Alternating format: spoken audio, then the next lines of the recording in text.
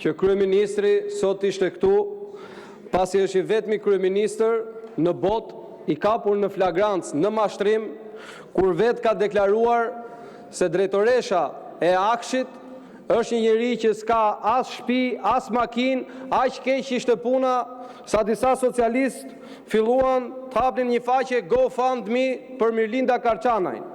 Tani Mirlinda Karçanaj na del me apartamente në zona ku shkon 5.000 euro metri katror.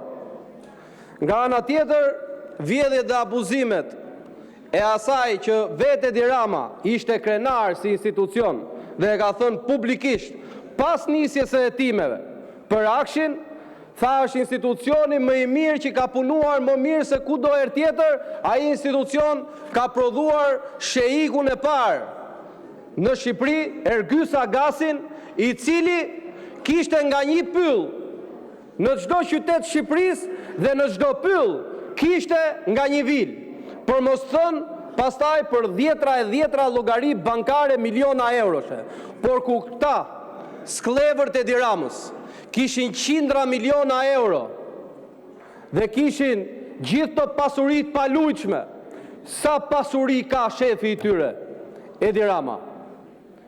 Për sa i përket Europës dhe gjuhës për Shqipërinë, ka vetëm një parti këtu që e mbron Shqipërinë. Se të denoncosh krimin dhe të luftosh krimin, nuk do të thotë luftosh Shqipërinë, do të thotë të luftosh qeverinë e krimit.